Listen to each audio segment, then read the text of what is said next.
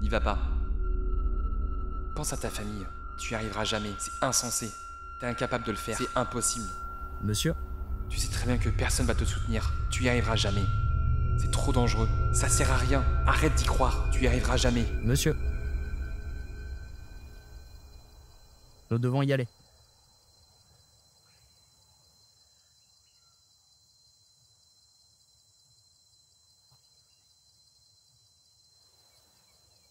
Tout va bien?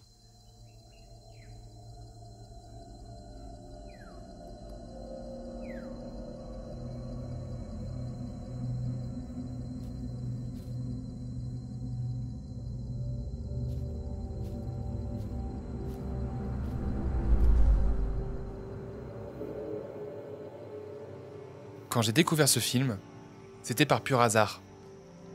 L'affiche et le sujet du film ont immédiatement éveillé ma curiosité. Depuis ce jour et depuis ce premier et unique visionnage, je n'arrive pas à me le sortir de la tête. Et je peine à trouver les mots pour exprimer ce que j'ai ressenti. Aujourd'hui, je vais vous parler de ce film qui m'obsède. The Lost City of Z.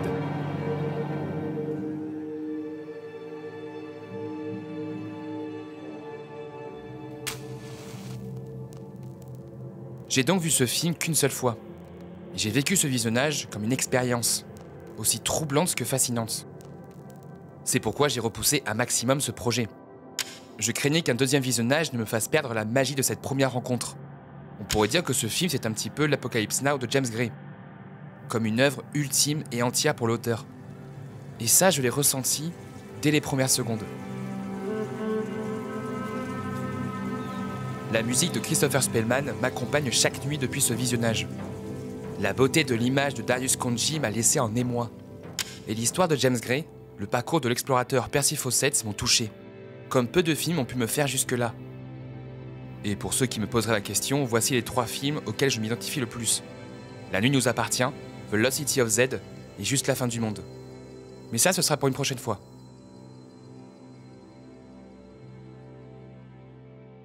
I was not interested in going to the jungle. I was not interested in doing the war, all these things that wound up in the movie. I was really interested in what it means for a person to become obsessed with something, and what is the cost of that, and what are the benefits of that.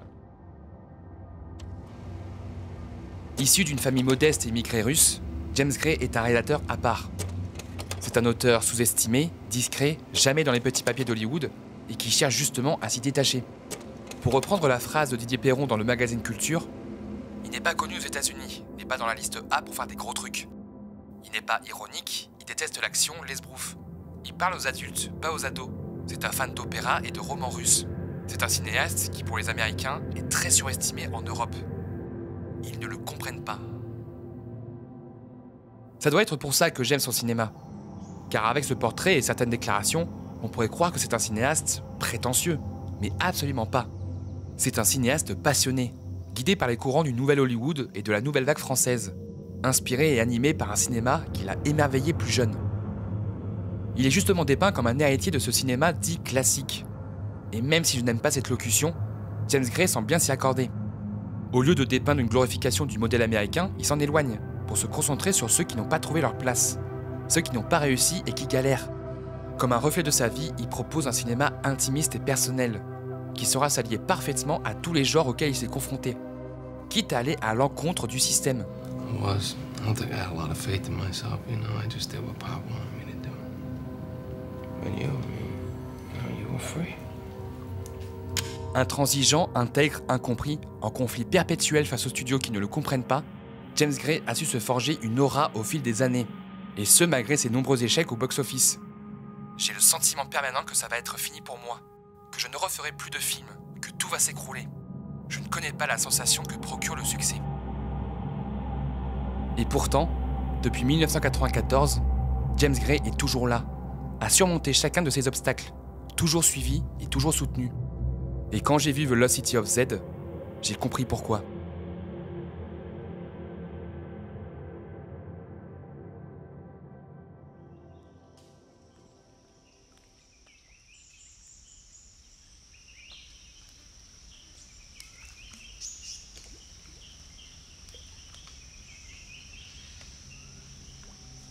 n'y va pas.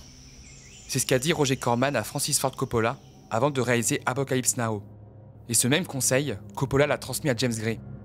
Et quand on sait que les deux films partagent pas mal de similitudes sur les galères qu'ont connues leurs tournages respectifs, on se dit que cette phrase était plus un avertissement qu'un défi à relever.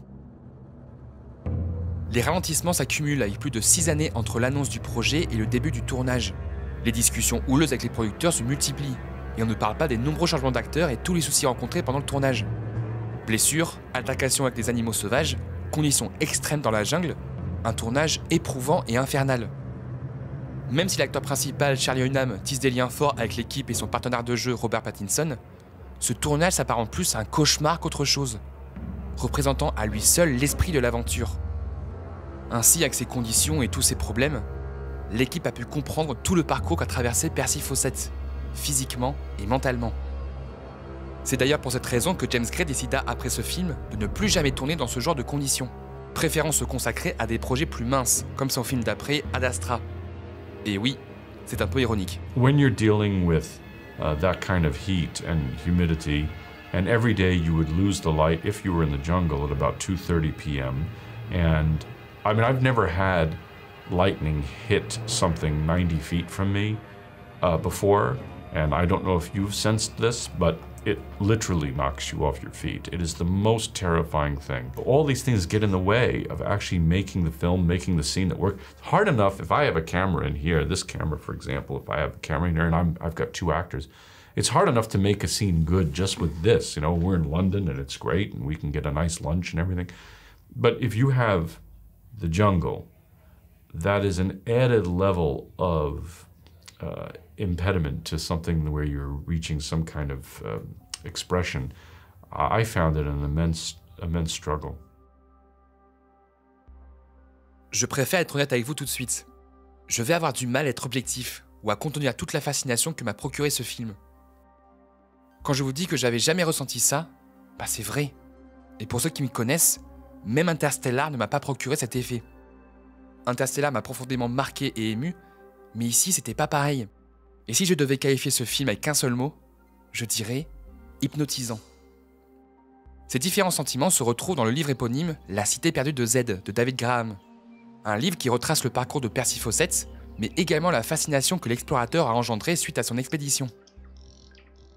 Ainsi, James Gray, en adaptant le livre et l'histoire de Percy Fawcett, a su insuffler son art, tout en parvenant à retranscrire l'envoûtement dont il fut l'objet. Et aujourd'hui, je me pose encore ces questions. Comment ce film a su éveiller mon esprit? Comment a-t-il réussi à m'envoûter? Comment ce film résume-t-il à lui seul le cinéma de James Gray?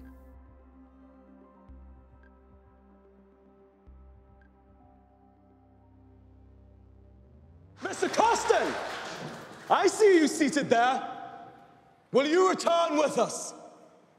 Mr. Fawcett, the jungle is hell, but one kind of likes it.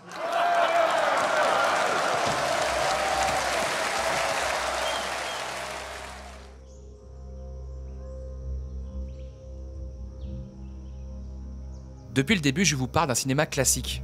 Qu'est-ce que ça veut dire? Beaucoup de définitions s'entremêlent. Mais si on veut vulgariser, c'est un cinéma qui se focalise sur sa narration plus que son esthétique.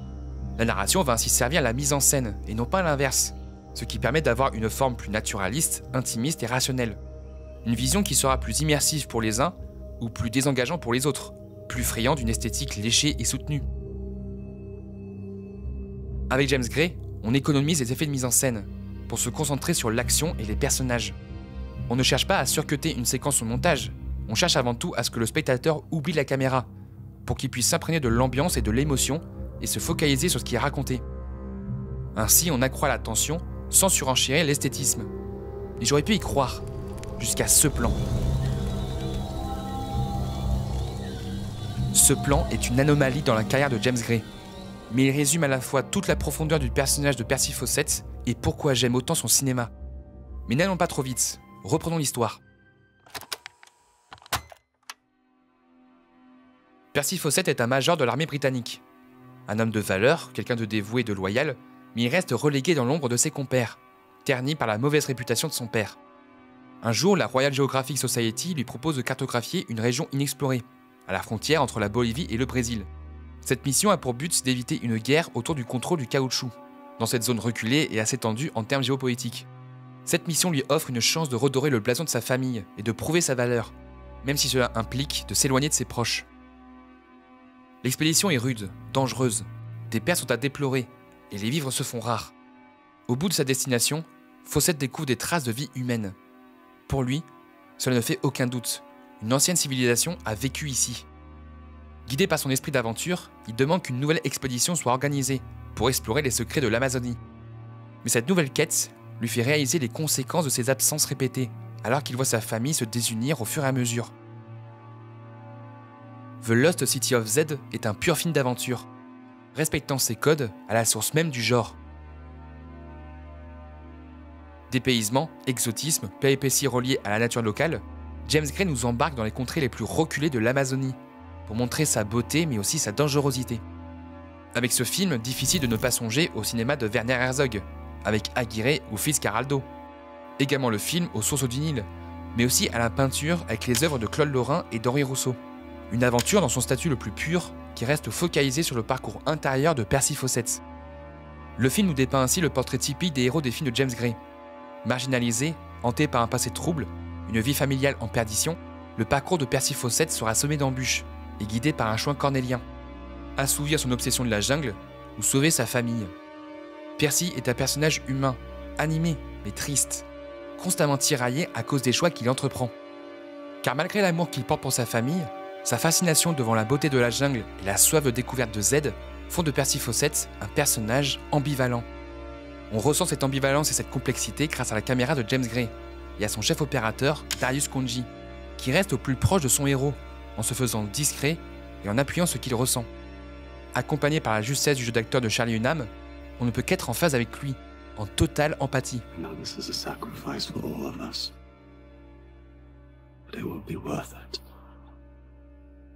I have no doubt.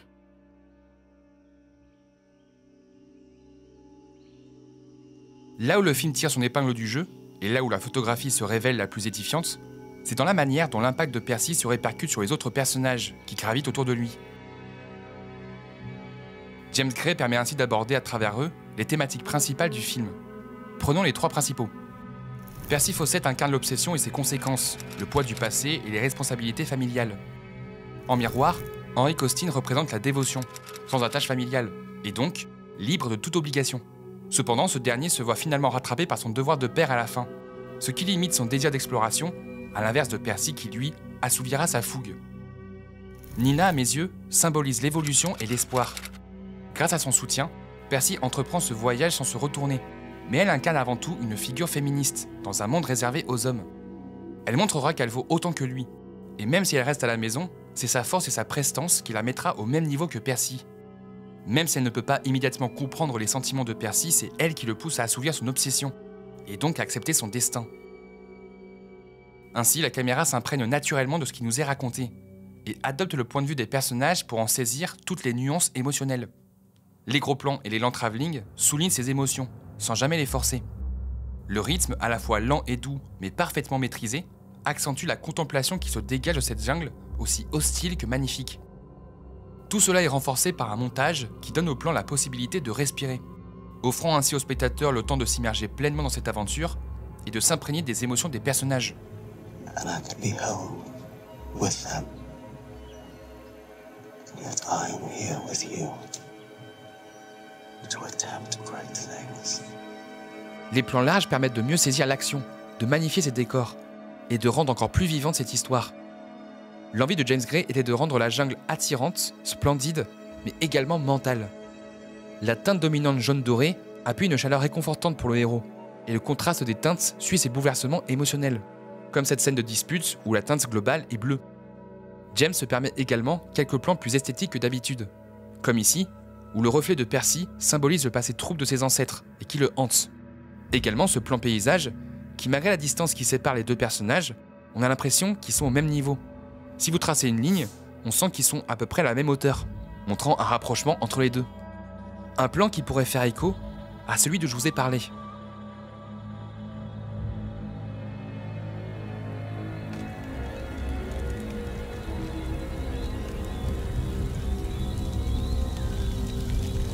see my son's face in my dreams now.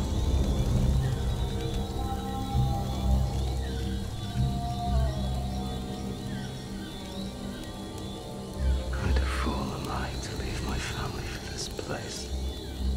Ce plan est mon plan préféré du cinéma. Jamais un plan ne m'aura autant marqué, ébloui, captivé et autant suscité d'émotions. À ce moment de l'histoire, Percy reçoit une lettre de sa femme, lui donnant des nouvelles de sa famille. Percy dit à son équipier qu'il voit le visage de son fils dans ses rêves. Et là, ce plan intervient. En l'analysant et en prenant les règles basiques de la photographie, on constate plusieurs choses. Le sujet est en haut du cadre, centré en termes de lignes, mais pas au centre de l'image. Le décor, un champ de fleurs, domine entièrement le plan. Au vu de la position de la caméra et du sujet, on ressent un éloignement. Le sujet semble s'éloigner ou s'échapper face à une nature qui domine. On pourrait croire qu'il est écrasé par ce décor, mais la silhouette du sujet parvient quand même à se détacher. Un surcadrage qui détonne et qui symbolise parfaitement tout le ressenti de Percy, entre la nature et la jungle qui inonde son esprit, et son fils qui tente de rester pour s'y faire une place. C'est aussi pour ça que le sujet est aussi éloigné. Quand il dit qu'il voit son fils, cela fait des années qu'il ne l'a pas vu, donc son visage n'est pas clairement distinctif. Ce plan à l'approche picturale est magnifique, et il me reste en tête par sa précision, son apparition inattendue et toute la force qu'il évoque. Car imaginons, prenons le même plan, la même idée, mais cadré différemment. Ici, les deux plans signifient quelque chose de différent. L'attention principale n'est pas portée sur la même chose. Le premier plan est plus classique, alors que le plan original détonne et nous surprend. Un plan beaucoup plus subtil et surprenant qui raconte quelque chose d'autre. What did you hope to achieve out here? I don't know.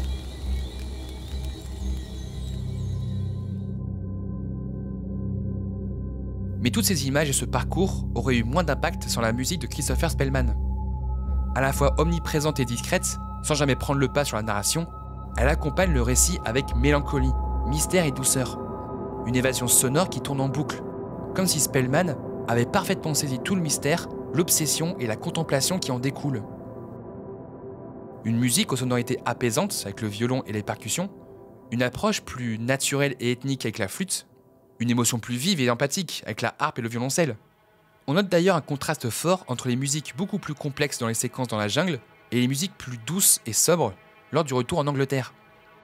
Encore une fois, les outils de mise en scène servent l'histoire, sans prendre le pas, et pour mieux illustrer le parcours initiatique de Percy Fawcett. Un parcours qui m'a touché et qui m'a ému.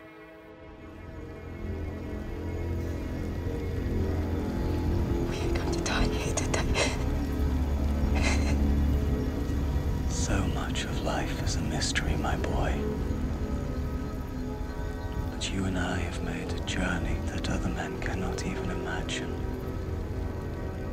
And it has given understanding to our hearts.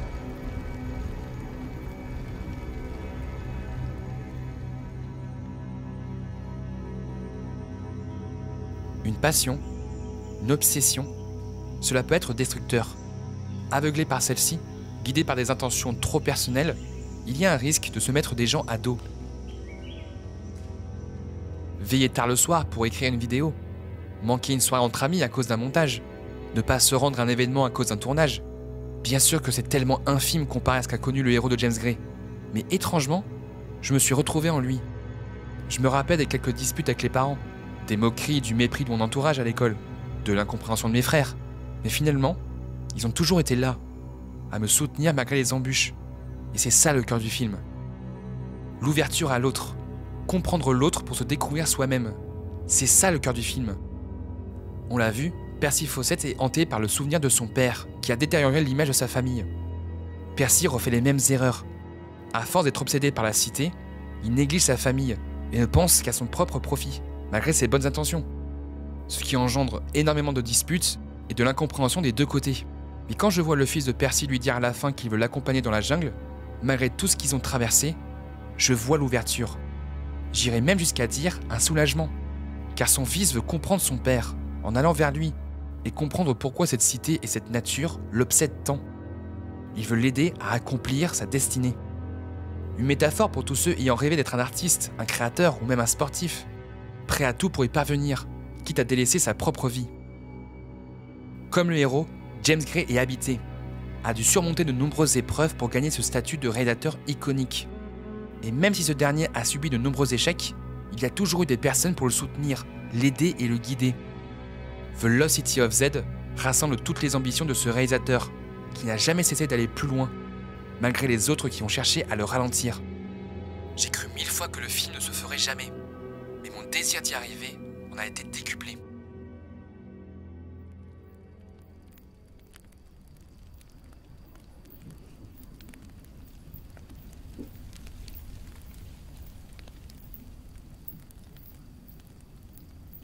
Quelque chose vous tracasse?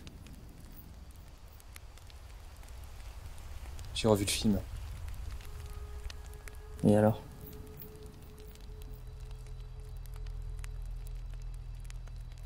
C'était encore plus beau.